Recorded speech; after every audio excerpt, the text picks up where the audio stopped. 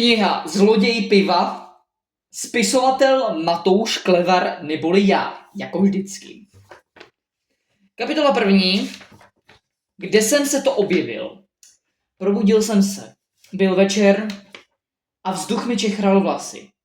Byl jsem v lese sám, bez nikoho a bez jídla, bez pití a jídla. Náhle jsem uslyšel něco podivného a uvědomil jsem si, že v lese nejsem sám. Zarazil jsem se a poslouchal. Pak jsem uslyšel zvláštní zvuk. Postavil jsem se a šel jsem za tím zvukem. Ušel jsem 20 metrů a náhle jsem stanul na louce. Ten zvuk způsobil klapot koňských kopyt. Otočil jsem se a uviděl jsem před sebou hnědého koně. Nasedl jsem na něj a jel jsem. Ujel jsem 20 minut a před sebou jsem uviděl vesnici. Vzdálenou 200 metrů. Dojel jsem do vesnice.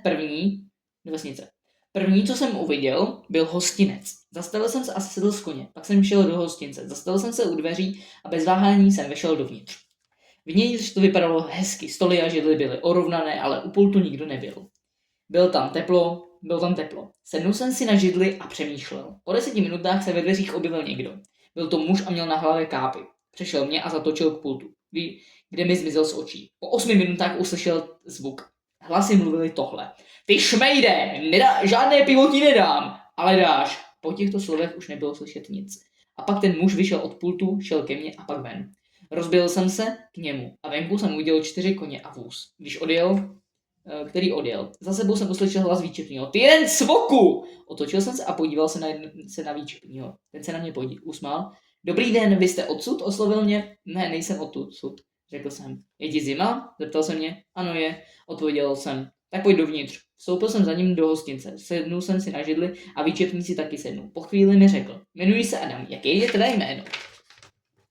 Matouš Klevar, odpověděl jsem. Výčepní strunul a pak se po chvíli zeptal. Odkud jsi? Řekl jsem mu svůj příběh. Když jsem dopovídal, zeptal se. Takže nevíš, odkud jsi? Ne, nevím, odpověděl jsem. To nevadí.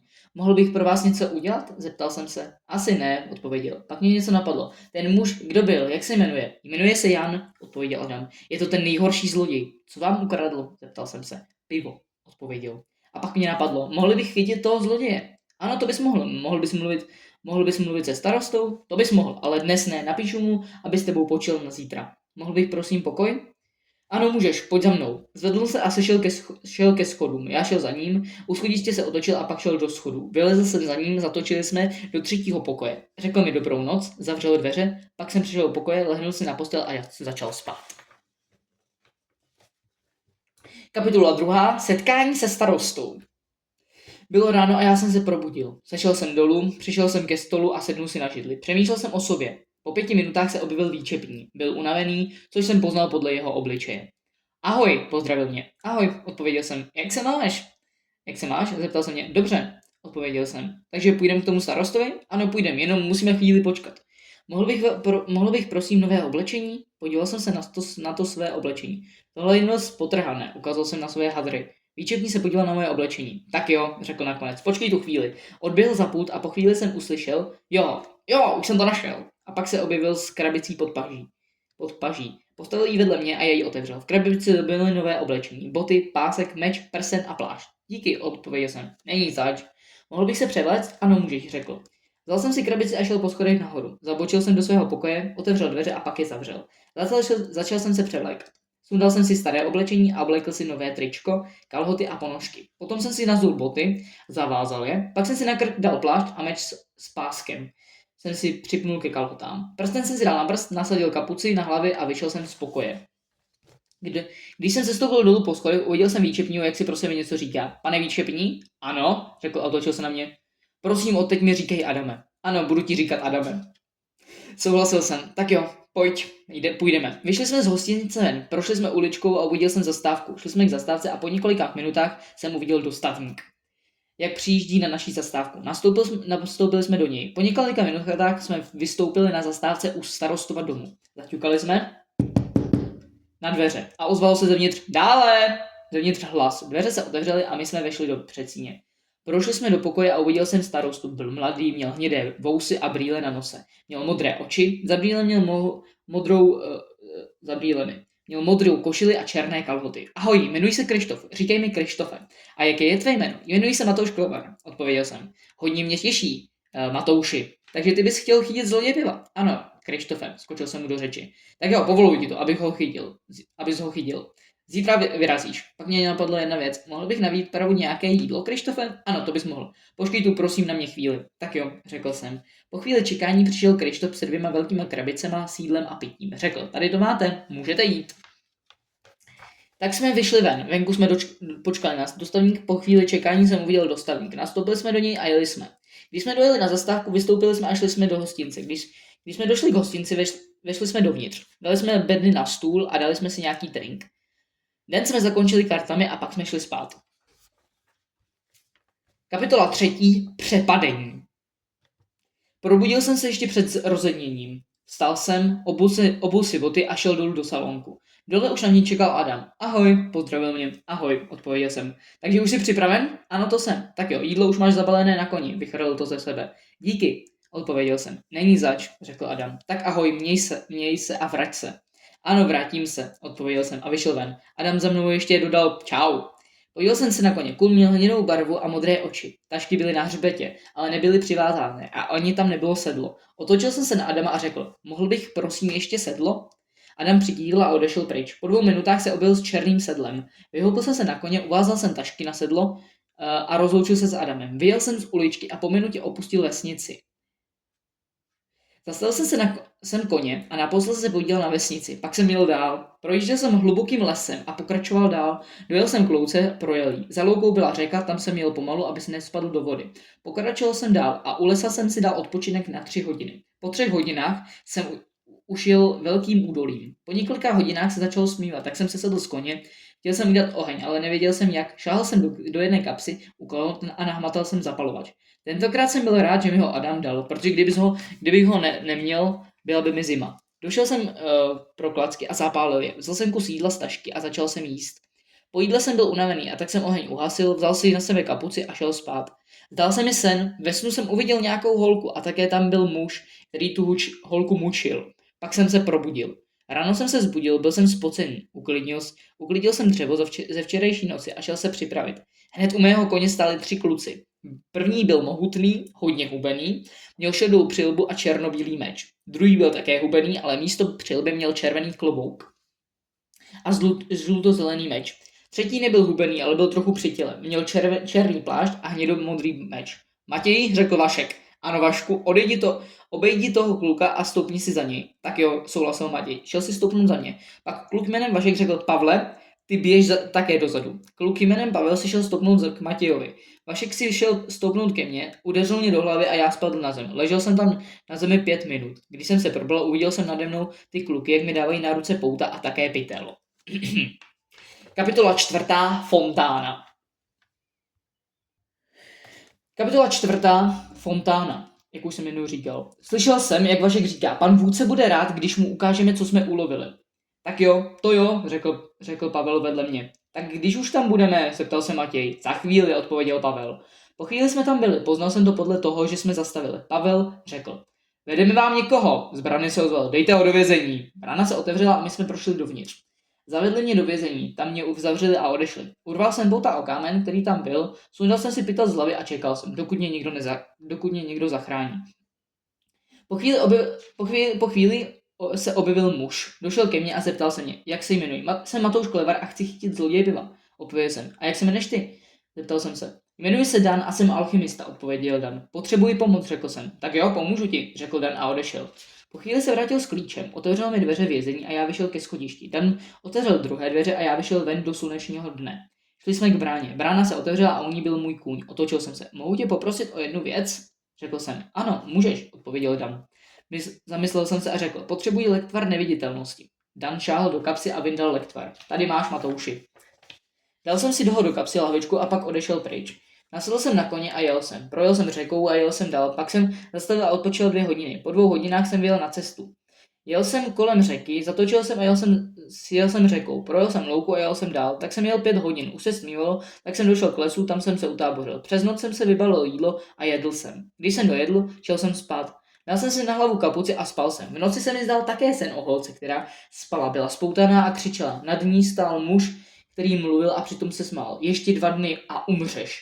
Probudil jsem se, byl jsem celý spocený, vstal jsem a šel uklízet zbytka jídla. Pak jsem naskočil na koně a jel jsem. Jel jsem dlouho, nejvíc 3 hodiny.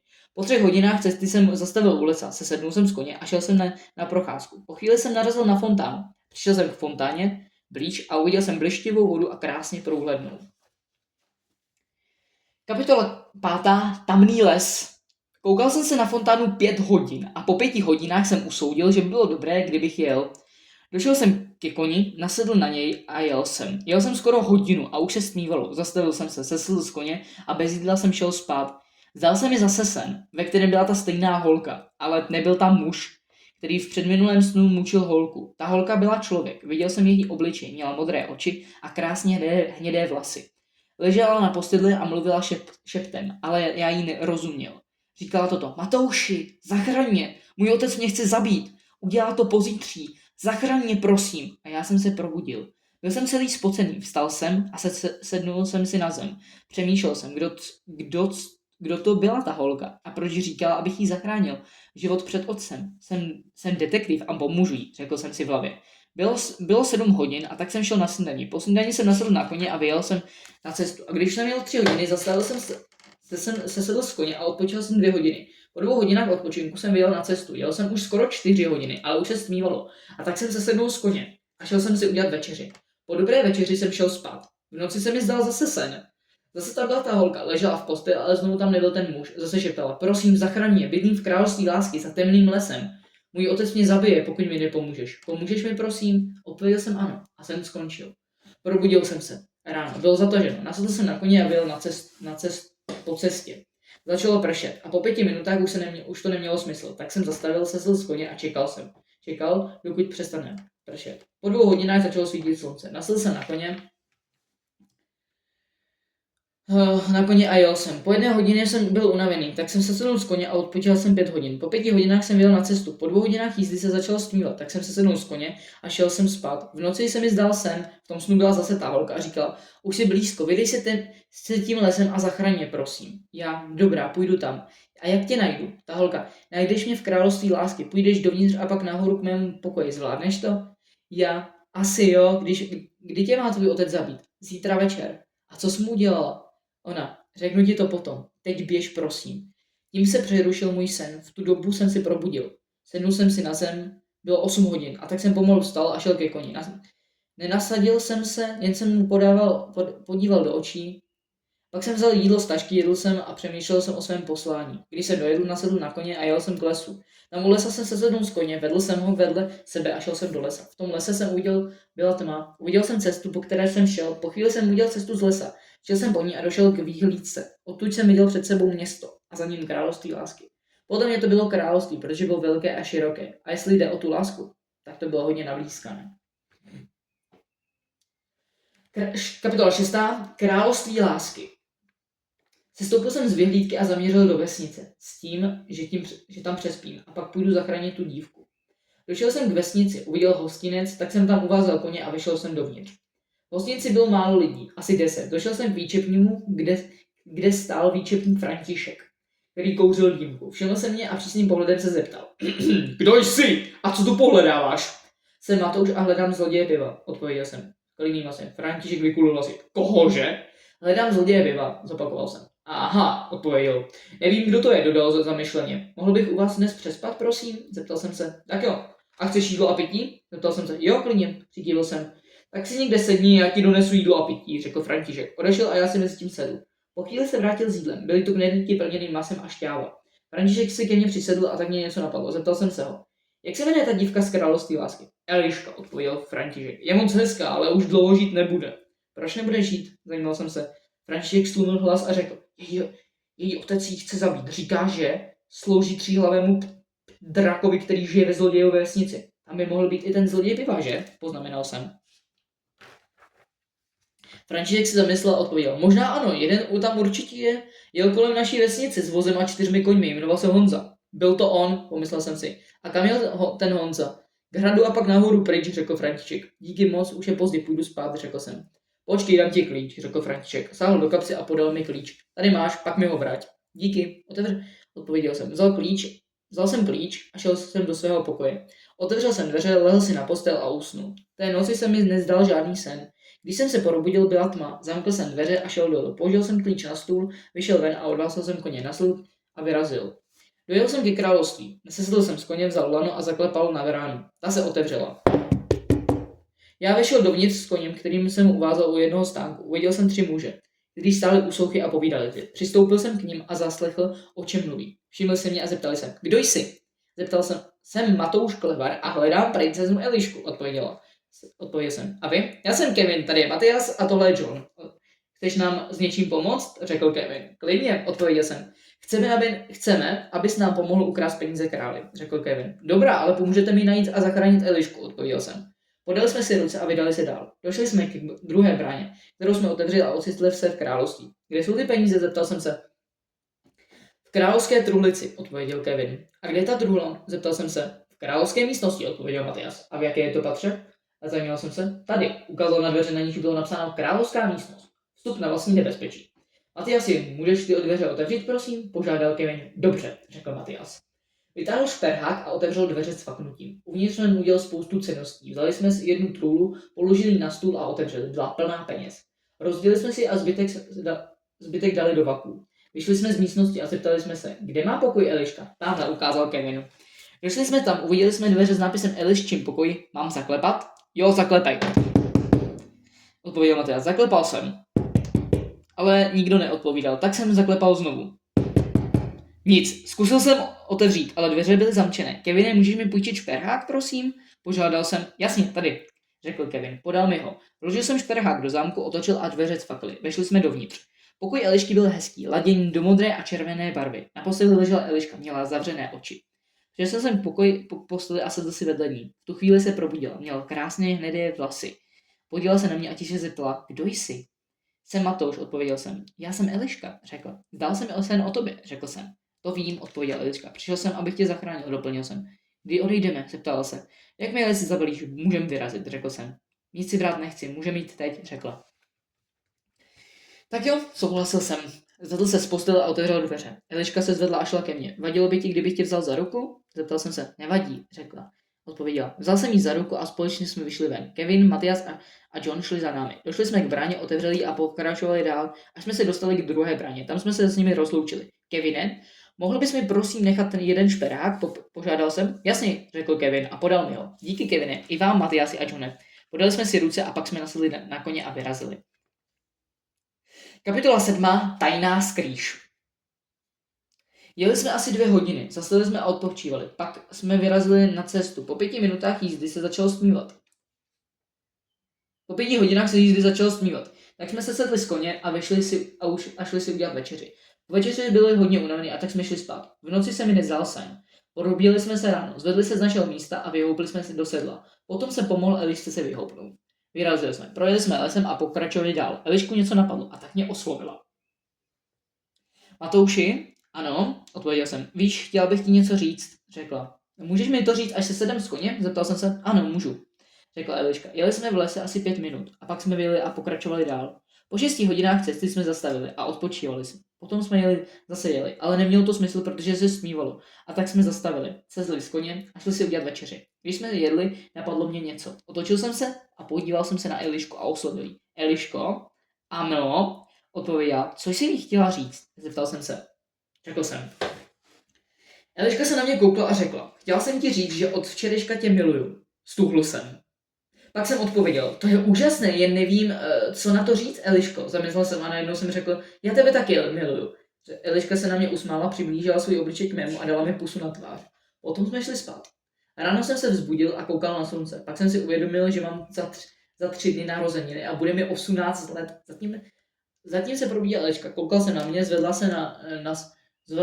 se, nasedli jsme na koně a jeli jsme loukou. Projeli jsme a pokračovali dál. Po 5 hodinách cesty jsme zastavili a sedli z koně. Vedle nás byl les, tak mě napadlo, jestli bychom nechtěli ten les prohledat. Kývil jsem na Elišku a ona přikývla. Vzal jsem jí za ruku a šli jsme do lesa. Co jsme uviděli? Byl strom a ve stromě byly dveře. Přistoupili jsme blíž, zatáhli jsme za kliku a otevřel jsem dveře. Vešli jsme dovnitř. Uvnitř byla chodba. Podíval jsem se na Elišku a zeptal jsem se. Eliško, chceš se mnou pokračovat dál? Jo, chci, odpověděla. Tak jsme pokračovali dál. Po chvíli jsme stanuli u dveří, kývnul jsem na Elišku a pomalu otevřel dveře. Vstoupili jsme do tajné skrýše. Kapitola 8. Hora.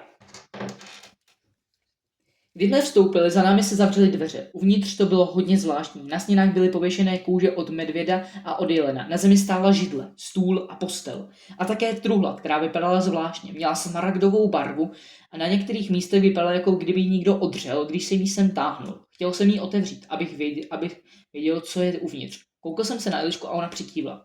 Přišel jsem k truhle a zkoušel ji zvednout, ale byla těžká. Proto jsem kývl na Elišku, aby mi pomohla. S její pomocí jsem truhlu vytáhl na postel. Otevřel ji a podíval se, co je uvnitř. Byly tam 2 měšce plný peněz, luk se šípy, modrý plášť, nůž a také svítící kámen. Eliška si vzala luk se šípy, modrý plášť a 1 měšec. Já jsem si vzal zbytek, co tam byl. Zavřel jsem truhlu, přešel jsem ke dveřím, otevřel jsem je a pustil jsem Elišku před sebe, aby mohla jít první a za ní jsem prošel já a zavřel jsem dveře. Prošli jsme chodbou nazpátek a hned jak jsme vylezli, zjistil jsem, že je tma. Došli jsme zpátky ke Geoně a protože se smílil, šli jsme spát bez jídla spát. Ne každý sám. Eliška se ke mně přitulila a já přes nás oba přehodil plášť. Ráno jsem se probudil ještě před tím, než se probudila Eliška. Dal jsem na ní svůj plášť a nechal ji odpočívat. Zatím jsem přemýšlel, co nás ještě čeká. Když jsem přecházel sem tam, Eliška se právě probudila. Vstala a přešla ke mně. Dala mi plášť a já si ho dal na sebe. Uvázal jsem si ho u krku. Potom jsem pomohl Elišce vylézt na koně a sám jsem si na něj sedl. Ještě před odjezdem jsem si dal jídlo a podal jsem Elišce kousek. Hned jak jsme dojedli, vyjeli jsme. Po půl minutě jsem uviděl v dálce rozcestník. Dojeli jsme k němu a uviděli. Na něm bylo napsáno hora 5 km, vesnice 10 km, zámek osudu 20 km a Zlodějova vesnice 50 km. To bylo všechno, co tam bylo napsáno. Přemýšlel jsem nad tím, že už brzy budeme v cíli, že hned jak tam dorazíme, že budu mít 18. narozeniny. Byl jsem rád, že to takhle dobře vyšlo. Popohnal jsem koně a jeli jsme dál. Po 20 minutách jsme konečně dorazili k hoře. A tak jsme se sedli z koně a šli jsme pěšky. Trvalo nám 2 hodiny, než jsme došli. A teď jsme byli nahoře a schlíželi dolů. Uviděli jsme vesnici pod horou. Kapitola 9. Vesnice. Koukal jsem se dolů a představoval si, že za chvíli budu tam dole a brzy se vrátím zpátky. Nakonec, protože mi to nevydržel, jsem s Eliškou sešel dolů. Pod horou jsme nasedli na koně a vyjeli jsme dál. Po pár minutách jsme konečně dorazili do vesnice. V hlavě mi světlo, že bychom mohli přespat tam a ráno vyjet dál. Samozřejmě, že ještě bylo vidět, ale podle slunce jsem typoval, že je tak 5 hodin odpoledne. Protože jsme celý odpoledne strávili nahoře, celý zbytek dne jsme proto strávili před vesnicí, kde byl rybník, kde jsme se krásně ochladili a vyprali naše špinavé oblečení. Také nám rychle uschlo, protože jsme si ho mohli hned obléknout. Přitom jsme si všimli, že má Eliška na břiše pár škrabanců, jako kdyby ji někdo zbičoval. 7 hodin jsme vstali a šli do vesnice k hostinci, který tam byl. Přišli jsme do hostince a sedli si na velné místo. Ještě než přišel výčepník, jsme si dali pusu. Právě ve chvíli, kdy jsem se chystal zeptat Elišky na ty škrábance, se objevil výčepník. Dobrý den, co si dáte? Koukal se na mě a na Elišku. Co máte za jídlo? Zeptal jsem se. Řízky z hranolky a Coca-Colu. Dobře, dáme si 2krát, odpověděl. A prosím ještě pokoj, díky. Dobře, bude to 12 zlatých. Dal jsem mu 12 zlatých a on odešel. Po chvíli přišel s jídlem, pitím a klíčem od našeho pokoje. Sedl si k nám a zeptal se mě. Jaké je vlastně tvoje jméno? Mé jméno je Matouš. A tady ta je hezká holka, je Eliška, odpověděl jsem. A vy se jmenujete jak? Jmenuji se Petr, odpověděl výčepník. A co to vlastně chcete zeptat, jestli se můžu zeptat? Jasně, že můžete, pane Petře, odpověděl jsem. My tu hledáme zloděje piva Honzu, který nám ukradl pivo. Aha, vy myslíte Honzu ze Zlodějové vesnice, zeptal jsem se. Ano, přesně to. A co má s ním být? Řeknu vám toto, začal Petr. Neznám ho osobně, ale je to docela špatný člověk. Když tudy projížděl, zastavil se tu a přišel k nám do hostince. Řekl jsem mu, ať si sundá klobouk. Zakřičel na mě, že to neudělá. Proč by to dělal? A tak jsem mu řekl, ať vypadne. Napřed zabil pistolí lidi a pak odjel pryč. Dořekl své vyprávění Petr. Dobře, díky za to, že jste nám to řekl, odpověděl jsem. My už budeme muset jít spát, abychom zítra vstali a vyrazili dál. Tak jo, odpověděl Petr. Vstali jsme a šli jsme do schodu k našemu pokoji. Otevřeli jsme ho, došli jsme do postele a šli spát. Ráno jsme se probudili. Vstali a šli ven. Venku jsme pomohli Elišce na koně a sám jsem vylezl přední. Šel jsem do koně a jeli jsme. Ujeli jsme pár kilometrů, když se před námi objevil velký a moutný zámek osudu. Kapitola 10. Zámek osudu. Dojeli jsme k bráně a u ní jsme se sedli z koně. Otevřeli jsme bránu a vešli dovnitř. Zavezli jsme koně u jednoho rozpadlého stánku a šli jsme prozkoumat zámek. Došli jsme až k bráně, která oddělovala zámek od vesnice, jenž byla před branou. Otevřel jsem tu bránu a vešli jsme dovnitř. V zámku bylo hodně opuštěno a nikdo tam nebyl. Koukl jsem na Elišku a ona přikývla a naznačila mi, abych pokračoval. Procházeli jsme patry až do posledního, kdy bylo 10 dveří. Na těch nejbližších byl nápis Královská místnost se zlatem. A pod tím byl ještě malý nápis s nápisem Byl jsem tu, zabil jsem je a pokud přijdeš do zlé vesnice, umřeš taky. S pozdravem Honza, zloděj piva. Já to věděl, řekl jsem na vás. On už to byl, zabil ty lidi a pokud je to tak, možná i ukradl peníze. Eliška se na mě koukla a zeptal se, kdo je ten zloděj piva? Jeden člověk, kvůli kterému jsem měl na tuhle výpravu, odpověděl jsem. Řeknu ti všechno, až odjedeme, slibuji. Řekl jsem a přišel jsem ke dveřím. Otevřel jsem je, ale byly zamčené. Vyndal jsem šperák z kapsy, zakrodil jsem jim ve dveřích a otevřel jsem je. Uvnitř byly truhly, asi 20 jich tam bylo, ale půlka truhel byla prázdná. Druhá půlka obsahovala jen málo. Vzal jsem si zbytek peněz, prohlédl jsem a pohled mi sklouzl na mapu, která byla na stěně. Byl tam místa, které jsem objevil, ale také jsem na ní viděl zlodějů vesnici.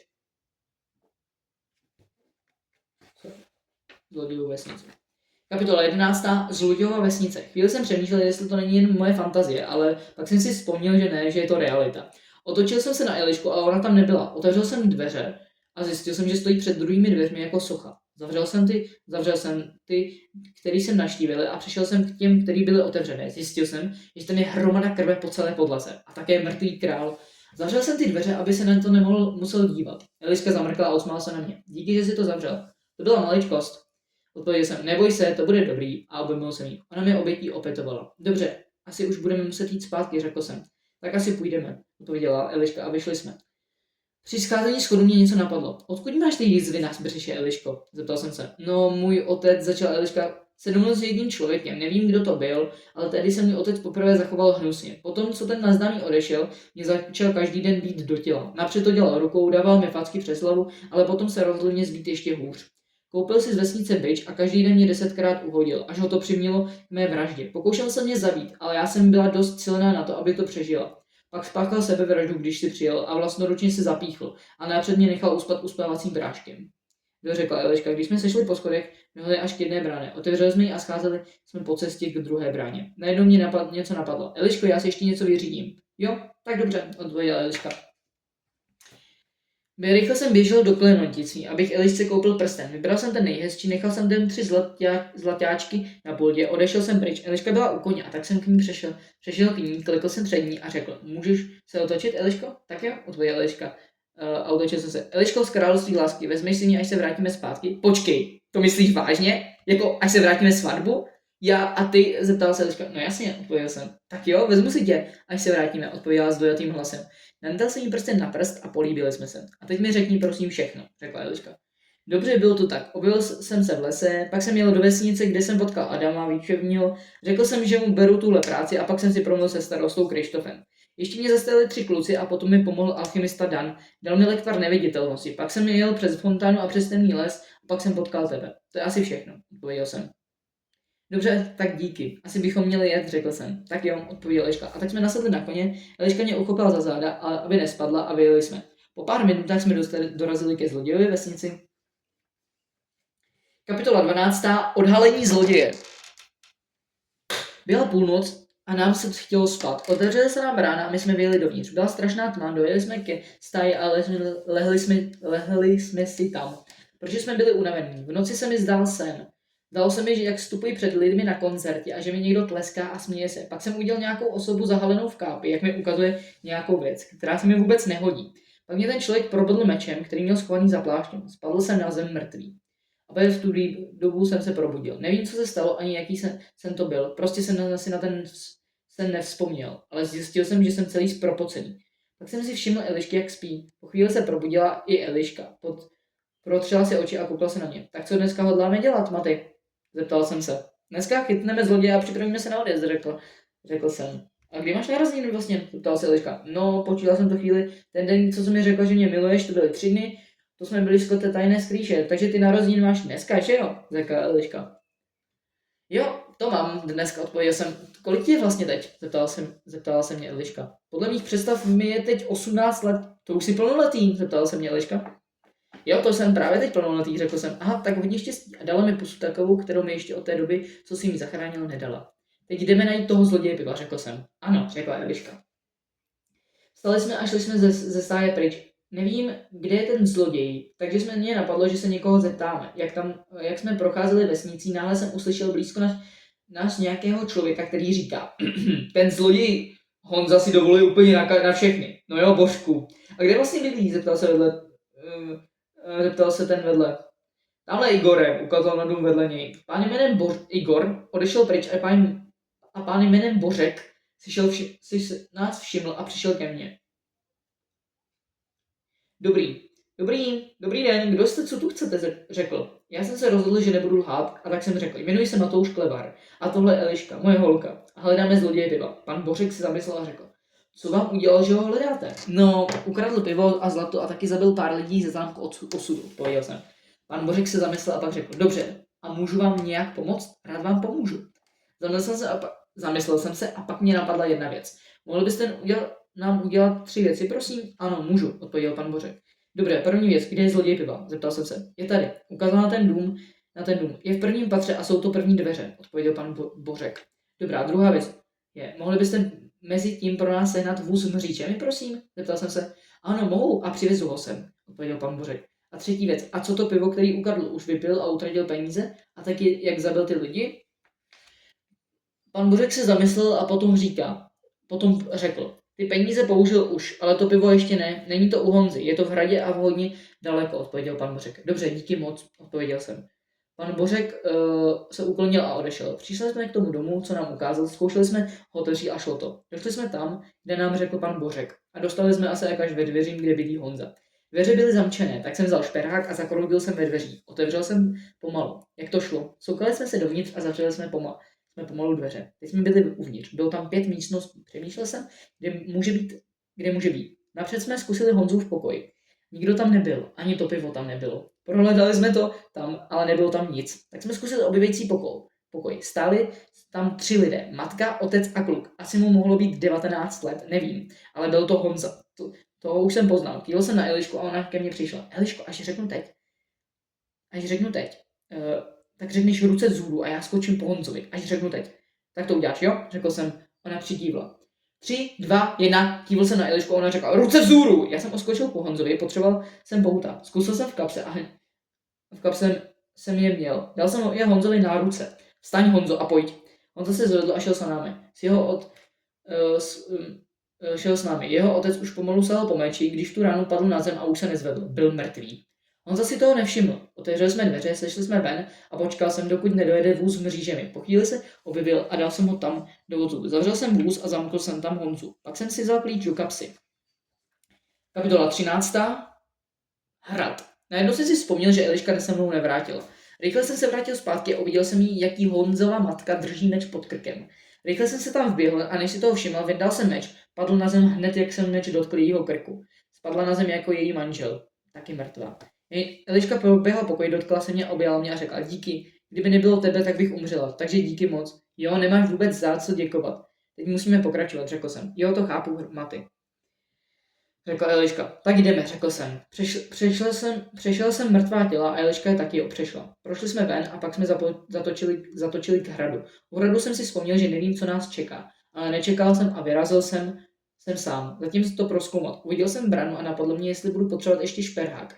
Ale zatím jsem si ho tam nechal v kapse. A šel jsem ke dveřím a tam jsme se setkali s Eliškou. Otevřel jsem bránu a prošli jsme dovnitř. Byli jsme ve velké chodbě, tak chodba byla tak velká, že by se tam vyšly 3 hostince. Na stěně jsem uviděl papírek. Kapitola 14. Odhalení příšery. Došel jsem k tomu papíru a koukl se na něj. Bylo tam napsáno, tato příšera je drak. Je tady na hradě, ale musíte se dostat přes 3 překážky a 3 úkoly.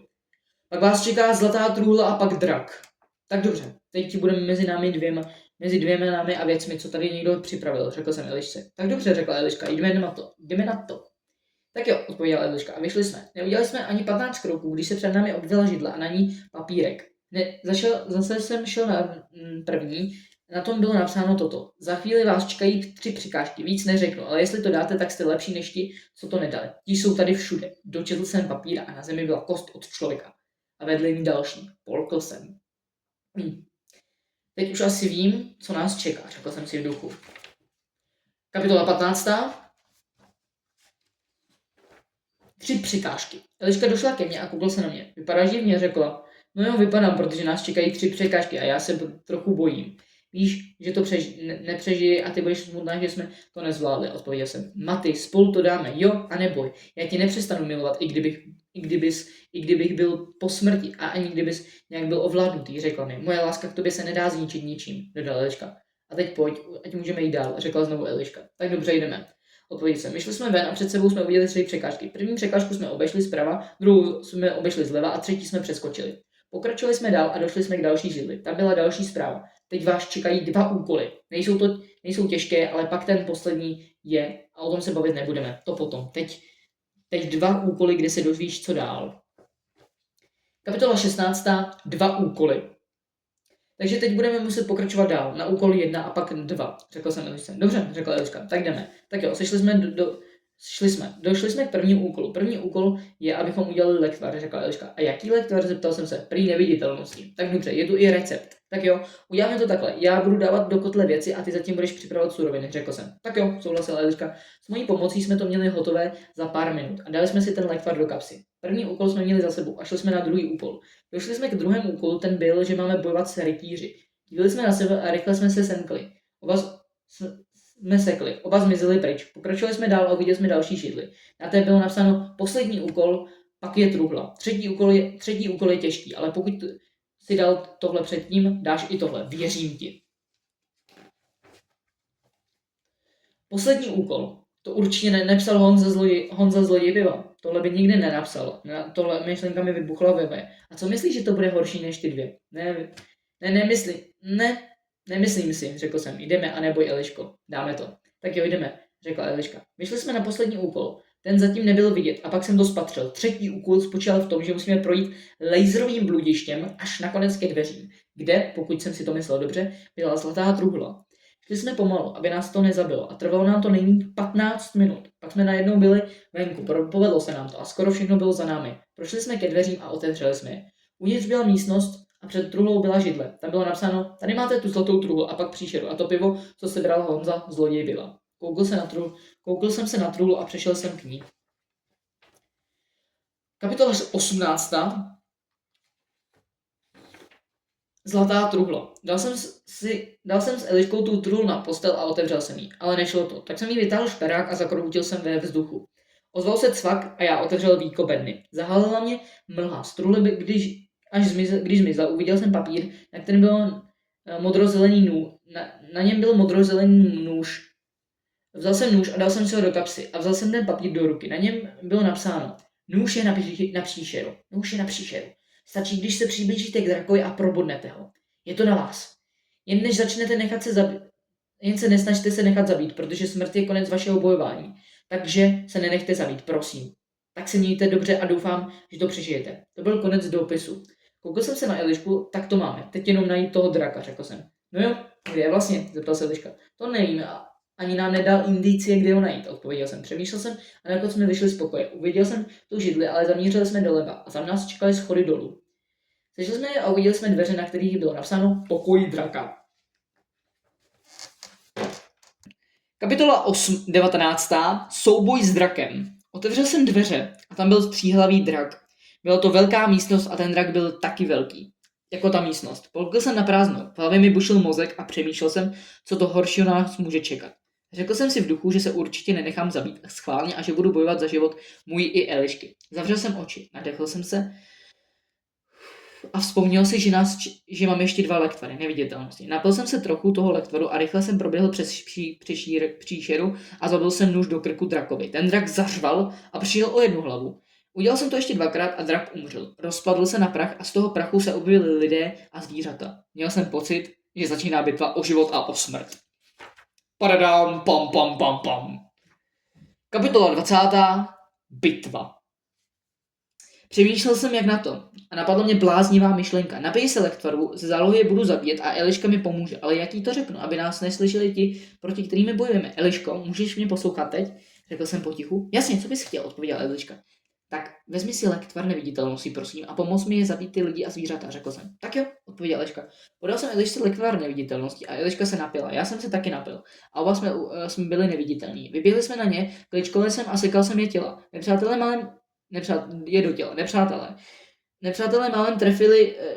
málem trefili šíp, který prosvištěl od neviditelné Elišky, ale naštěstí jsem se mu vyhnul. Jen tak. Po pár minutách jsem uviděl mrtvé na zemi, všechny, co byli proti nám. Na zdi vedle v dalších dveřích se objevil nápis. Moc vám gratuluji k přežití. Teď vás čekají dveře a za dveřmi vás čeká konec světa a poháry. Běžte a nezapomeňte vyzvednout sudy s pivem. Mějte se krásně. A nápis zmizel. Kapitola 21. Konec světa a poháry. Přišel jsem ke dveřím a otevřel jsem je. Eliško, jdeš první? Řekl jsem, jo, jdu, počkej, odpověděla Eliška. Eliška přešla ke dveřím a vyšla první a já jsem vstoupil za ní. Ocitli jsme se v lese. Dveře se sami zavřely a my jsme šli po pěšině do lesa. Před námi se objevil ukazatel.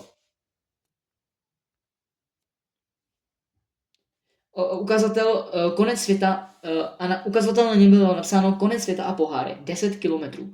Šli jsme ještě víc do lesa a tam před námi se objevil podstavec. Za ním byly 4 vodopády, vtékající do sebe. Nemohl jsem přestat koukat na vodopád. Byl tak hezký, ale pak jsem se oklepal a přišel jsem k podstavci. Na něj bylo napsáno, vítejte na konci světa. Tady je vaše odměna, ale musíte stisknout tlačítko na podstavci. To bylo vše. Stiskl jsem tlačítko na podstavci, ten se začal vsunovat dolů do země a tam, kde byl podstavec, se objevily dva zlaté poháry s diamantovým středem. Ještě se tam objevilo kolečko na převážení věcí. Dali jsme do kolečka ty poháry a jeli jsme zpátky k hradu. Projeli jsme les před hradem a otevřeli jsme dveře. Ty mrtvá těla tam nebyla, ale byly tam sudy piva. Dali jsme je do kolečka a projeli jsme ten hrad nazpátek. Objevili jsme se před hradem a šli jsme tam, kde byl zaparkovaný vůz s Honzou. Pivo a poháry jsme dali nahoru na vůz. Schylo se k noci a tak jsme si řekli, že pojedeme ráno, až se vzbudíme. A tak jsme si zalezli do stáje a šli jsme spát. Kapitola 22. Zpáteční cesta. Ráno jsme se probudili a vstali. Dali jsme si pusu z Elišku a chystali jsme na zpáteční cestu. Připevnili jsme popruhy u všech koní, udělali jsme to tak, aby se to nepřetrhlo. Zkontrolovali jsme všechno, i klíče, jestli máme v kapse, a byli jsme připraveni. Nastoupil jsem na místo kočího a Elišce jsme pomohl, aby také seděla. Pak jsem šel do koně a lehce jeli jsme k bráně. Otevřeli se a my jsme projeli přes Luděvy vesnice. Jeli jsme lesem a pak jsme viděli před sebou zámek osudu, jen jsme trochu koukli na zámek a jeli jsme dál. Právě jsme zatáčeli k vesnici před horou, ale nezastali jsme, jen jsme mávli výčepnímu Petrovi, který stál před dveřmi a kouřil dýmku. Horu jsme museli vyšlávat po svých a tlačit vůz před sebou. A pak jsme sjeli kopec dolů a přejeli jsme před tajnou skrýší. Jeli jsme po chvíli lesem a právě jsem uviděl jednu z věží království lásky. Koukl jsem se na Eličku a řekl, nechceš, že se tady ještě jednou naposled podívat, než odjedeme? Ne, díky, jedi dál, odpověděla Eliška. Tak jo, řekl jsem a projeli jsme před království lásky. Stáčeli jsme nahoru k temnému lesu. Projeli jsme temným lesem a jeli jsme k fontáně. Byli jsme u fontány a já zabrzdil. Jdeš si ještě opláchnout obličej, Eliško, než tam budeme? Zeptal jsem se, no jasně, řekla. Slezla se z vozu a šli jsme k fontáně. Tam jsme si opláchli obličej a dali jsme si pusu. Vrátili jsme se, jeli jsme na vůz a jeli jsme dál. Projeli jsme lesem, ve kterém mě přepadli ti kluci a jeli jsme dál. Před námi se objevila vesnice, ve které jsem začínal a kterou jsem pojmenoval Můj domov. Jeli jsme branou a jeli jsme ke starostovi Krištofovi. Přejeli jsme k jeho domu a vystoupili jsme. Otevřel jsem dveře a vystrčil Honzu ven z vozu. Zazvonil jsem, celink a otevřely se dveře. My jsme přišli na židli, kde seděl starosta Krištof. Otočil se na nás a řekl, kdo jste? Pamatujete si na Matouše Klevera, toho, kdo měl chytit Honzu zloděje piva? Řekl jsem, ano, vím, kdo to je, odpověděl jsem. Tak mám tu i Honzu, odpověděl jsem. Krištof se na mě koukl a pak uviděl Honzu a usmál se.